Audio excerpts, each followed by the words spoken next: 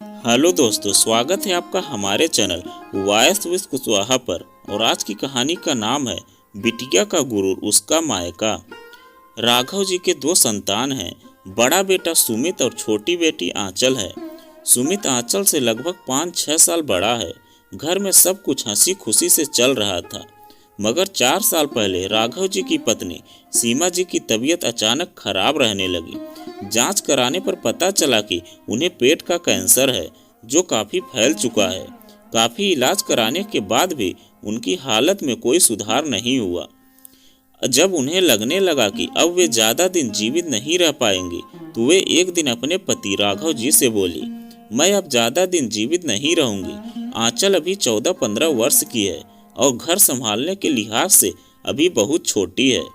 मैं अपनी आंख बंद होने से पहले इस घर की जिम्मेदारी अपनी बहू को देना चाहती हूँ। अब जल्दी से सुमित की शादी करा दीजिए।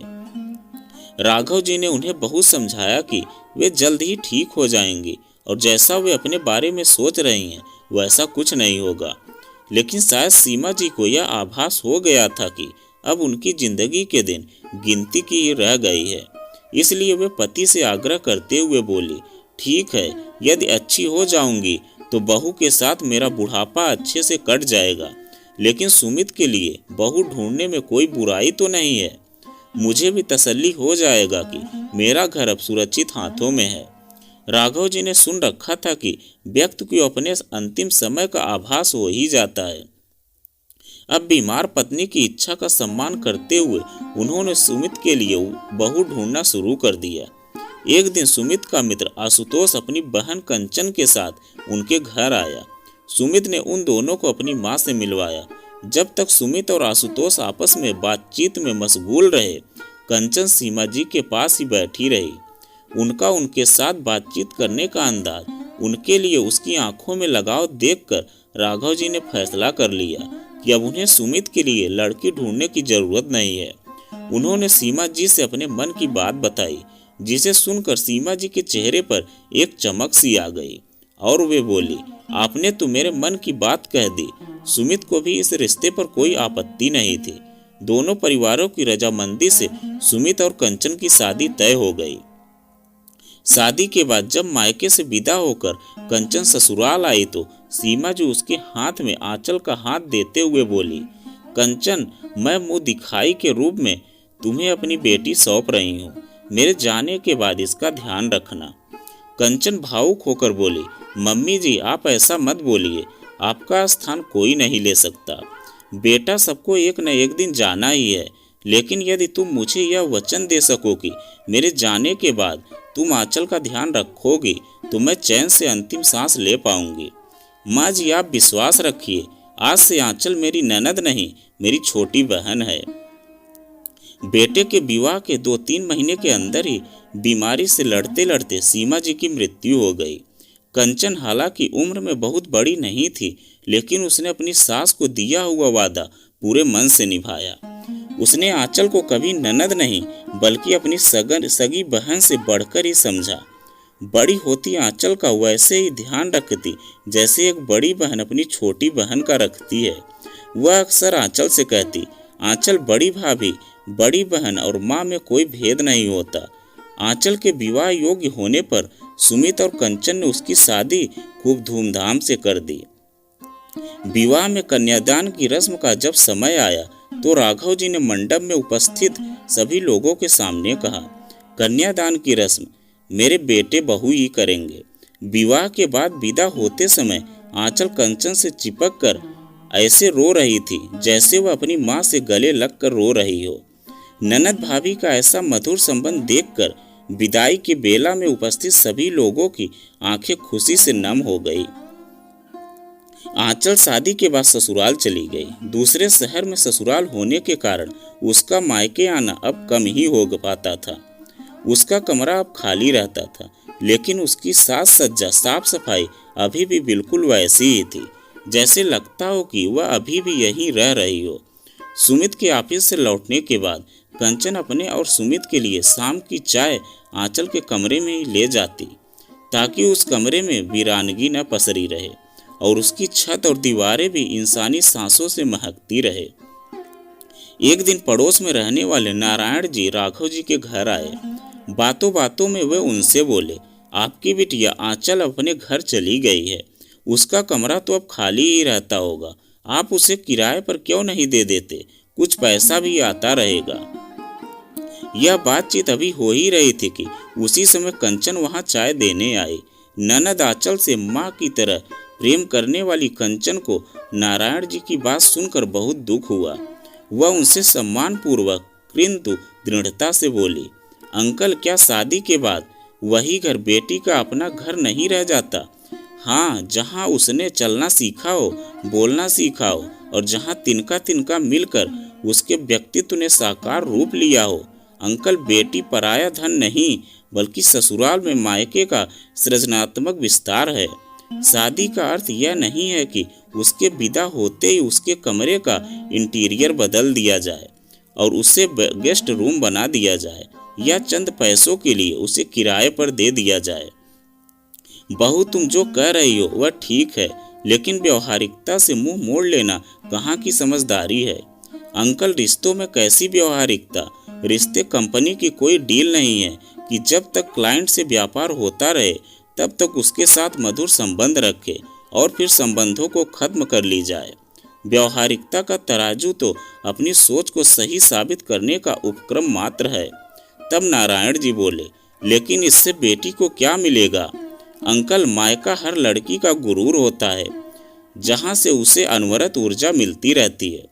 वह केवल आश्वस्त होना चाहती है कि उसके मायके में उसका वजूद सुरक्षित है। वह मायके से किसी महंगे उपहार की आकांक्षा नहीं रखती और न ही मायके से विदा होने के बाद बेटियां वहां से चंद पैसे लेने आती हैं, बल्कि वे हमें बेशकीमती शुभकामनाएं देने आती हैं, हमारी संकटों को टालने आती हैं, अपने भाई भाभी व परिवार का प्यार भरी नजरों से देखने आती हैं। ससुराल और गृहस्थी के आकाश में पतंग बन उड़ रही आपकी बिटिया बस चाहती है कि विदा होने के बाद भी उसकी डोर जमीन पर बने उस घरौदे से जुड़ी रहे, जिसमें बचपन से लेकर युवा अवस्था तक के उसने अनेक सपने अभी भी तैर रहे हैं। इसीलिए हमने आंचल का कमरा जैसा था वैसे ही बनाए रखा है। यह घर कल भी उनका था और हमेशा रहेगा। नारायण जी बोले, लेकिन कमरे से क्या फर्क पड़ता है?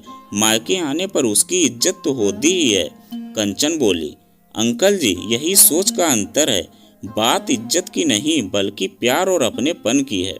लड़की के मायके से ससुराल के लिए विदा होते ही उसका अपने पहले घर पर से स्वाभाविक अधिकार खत्म सा हो जाता है। इसीलिए विवाह के पहले प्रतिदिन स्कूल कॉलेज से लौटकर अपना स्कूल बैग लेकर सीधे अपने कमरे में घुसने वाली वही लड़की जब विवाह के बाद ससुराल से मायके आती है तो अपने उसी कमरे में अपना सूटकेस ले जाने में भी हिचकिचाती है, क्योंकि दीवारें और छत तो वहीं रहती है मगर वहाँ का मंजर अब बदल चुका होता है।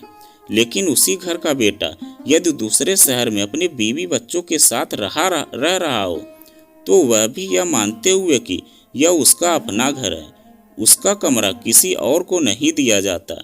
आखिर यह भेदभाव बेटी के साथ ही क्यों?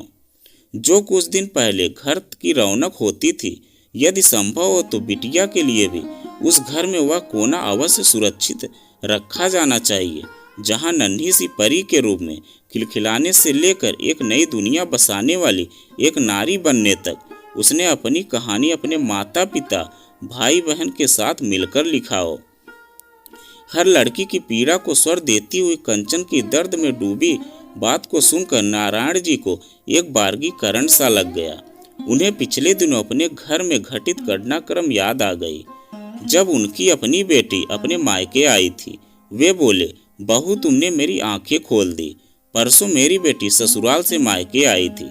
यहाँ आने के बाद उसका सामान उसके अपने कमरे में ही ड्राइंग रूम में काफी देर ऐसे पड़ा रहा जैसे वह उनकी बेटी का नहीं बल्कि किसी अतिथि का सामान हो।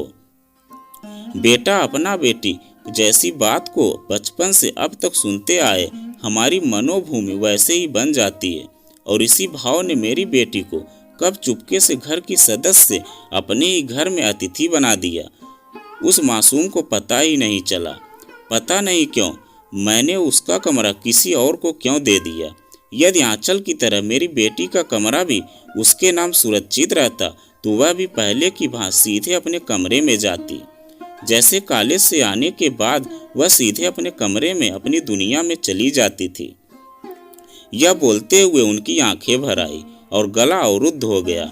वे रुमाल से अपना चश्मा साफ करने लगे। कंचन तुरंत उनके लिए पानी का गिलास ले आई।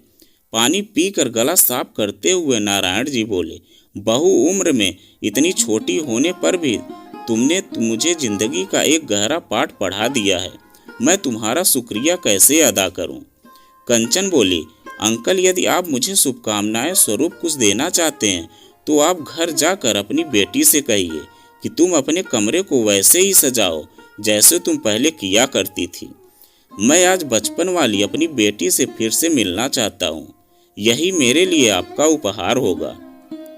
नारायण जी बोले, बेटा जिस घर में तुम्हारे जैसी बहू हो वहाँ बेटी या ननद को ही नहीं बल्कि हर किसी को रहना पसंद होगा।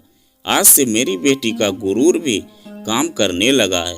वह उसे निरंतर ऊर्जा देता रहेगा। तो दोस्तों यह कहानी आपको कैसी लगी कमेंट में लिखकर जरूर बताइएगा। अगर आप हमारे चैनल पर नए हैं तो प्लीज़ चैनल को सब्सक्राइब और वीडियो को लाइक ज़रूर करें, क्योंकि आपके एक लाइक से हमें और अच्छी कहानी लाने का मोटिवेशन मिलता रहता है।